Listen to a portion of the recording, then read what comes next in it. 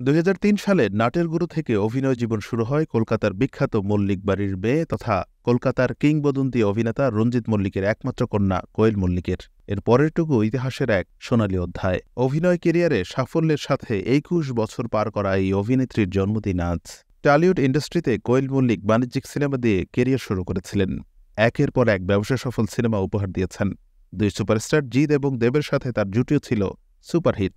তবে সময়ের সঙ্গে সঙ্গে নিজের অভিনয় শৈলীও পাল্টে ফেলেন টলিউড অভিনেত্রী কোয়েল মল্লিক। কলকাতার কমার্শিয়াল সিনেমায় প্রায় এক দশকের বেশি সময় ধরে চুটিয়ে রাজত্ব করা কোয়েল গল্প নির্ভর সিনেমায় যখন অভিনয় করেছেন তখন তাকে দেখে চমকে উঠেছেন দর্শক থেকে সমালোচকরা। রোমান্টিক কমেডি সিনেমায় একটু ন্যাকা ন্যাকা অভিনয় করা মেয়েটাকে অরুন্ধতী, হেলমেট সোসাইটি বা মিতিন মাসি সিনেমায় দেখে চমকে ওঠেননি এমন কাউকে পাওয়া যাবে না। মিতিন মাসি, ঘরে ও বাইরে, প্রেম করেছি বেশ করেছি, হিরোগিরি, অরুন্ধতী, হাইওয়ে, রংবাজ, দশমী, পাগলু, হেলমেট সোসাইটি, জানেমান, 100% লাভ, দুই পৃথিবী, হ্যাংওভার, প্রেম বাই চান্স, বলো না তুমি আমার, জ্যাকপট, সাত পাকে বাঁধা, চিরসাথী, মন মানে না, প্রেমের কাহিনী সহ অসংখ্য ব্যবসা সফল এবং প্রশংসিত সিনেমায় কোয়েল মল্লিক তার উপস্থিতি দিয়ে আলাদা মাত্রা যোগ করেছেন টলিউড ইন্ডাস্ট্রিতে। সফল কেরিয়ারের পাশাপাশি ব্যক্তি জীবনেও কোয়েল মল্লিক অনুকরণীয় পার্সোনালিটি। যেখানে তার সমসাময়িক অনেক অভিনেত্রী প্রেম এবং বিয়ে নিয়ে আলোচনা এবং সমালোচনার শিকার হয়েছেন, সেখানে কোয়েল মল্লিক ভালোবেসেই ২০১৫ সালে বিয়ে করেন